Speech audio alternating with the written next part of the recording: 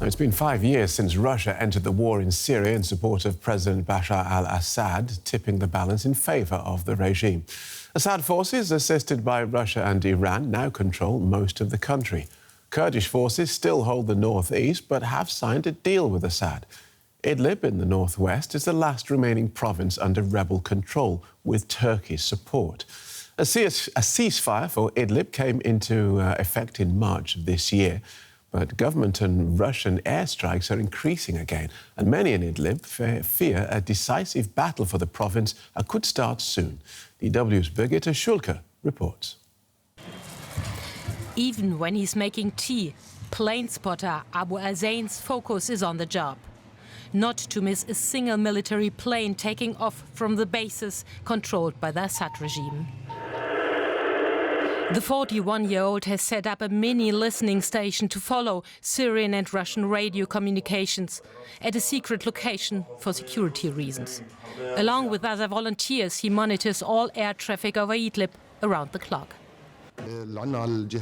We can listen in to the pilot's radio communications and find out his destination, so we know where the bombs might fall. I do this work for civilians. If we can warn them, we can save lives. As soon as he spots anything, Abu al-Zain warns local civilians, hospitals and first responders, using radio and other networks. He says the number of air raids on Idlib has risen significantly in recent weeks, although the ceasefire agreement is still in effect. My biggest fear is that the Russian Air Force will bomb Idlib city, because it is so densely populated. In recent weeks, the bombs, sometimes more than 20 a day, have mainly targeted less populated areas. But there's growing concern that Assad and his forces are set to launch a new offensive, also targeting hospitals and schools, in a similar way to the beginning of the year, when attacks flattened the small town of Kafr Nuran. Many families have since returned home, but Khaled al-Khaled from the local council has no idea how they'll survive the coming winter. Water supplies, hospitals, electricity generators have all been destroyed, and COVID-19 infections are on the rise. We can't quarantine people to protect them from the coronavirus.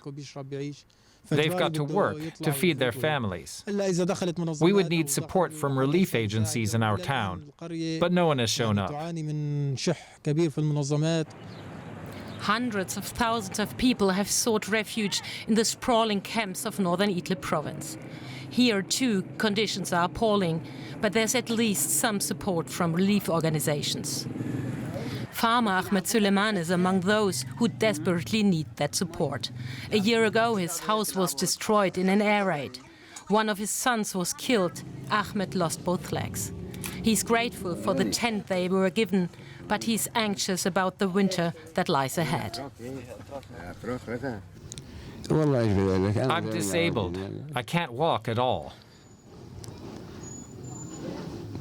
We've got no income.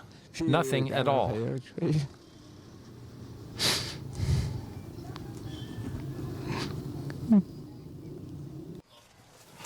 Ahmed says his wife left him because she could no longer bear the gloom and the misery in the tent. Since then, his sister has been looking after him and the 3 children. They've never known anything but war, never been to school. The children are in very bad shape. They don't listen to me. Especially the eldest is driving us crazy. They just want their mother back. So what does the future hold? How can they possibly keep going?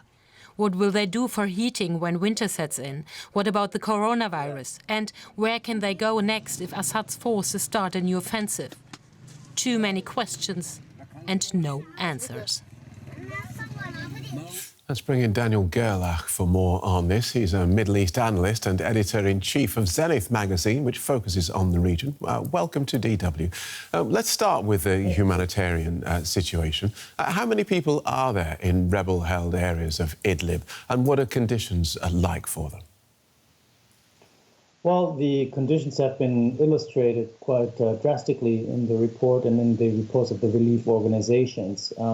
It's very difficult to give accurate numbers at the moment about rebel-controlled areas, Turkish-controlled areas, because the front line has been shifting, and there's also different areas that are under control of different rebel organizations, of course. But we have to see that there is about maybe 2 million people that are exposed to military operations, to the threat of an increase of bombings. And of course, this is a very difficult situation that Libyans have been living with for quite some time. Yes, sorry, please. I was going to say, so we've heard the fears in the report that the Syrian government is looking likely to try and retake Idlib. Are they actually in a position to be able to do that? I doubt that, to be honest. I think it is absolutely possible that we will see an increase of military operations, aerial operations, artillery shelling. We've seen exchanges in the last couple of days. Also, rebels targeting regime-held areas and regime troops. But it would be quite untypical for the Syrian regime and the Russians to try a large ground operation now that winter is approaching. Also, in light of the pandemic that is savagely going after Syrians all across the country, of course. Syrians are exposed to the coronavirus. We don't have official numbers, and the regime seems to be playing that down. But it's a very, very serious threat in Syria at the moment. So I doubt that there would be a major ground operation. But I think there is another rather cynical and geopolitical aspect to it. If Russia should decide to increase its pressure to start a bombing campaign over Idlib, this would not be so much to reestablish Syrian regime control over Idlib, but to put pressure on Turkey, which is now, of course, very busy with the military escalation in the Caucasus, where Turkey is supporting Azerbaijan and Russia is supporting Armenia on the other side. And we should not forget that there's also other conflict scenarios in Libya and the Eastern Mediterranean. And quite typically, Russia has been using this card, increasing military pressure in Syria and Idlib, whenever it was suitable to force Turkey into some sort of a compromise. And I think this is not so much about reestablishing regime control over Idlib, though, of course, this would be President Assad's ultimate goal, and he would try to attempt this before next year's presidential election.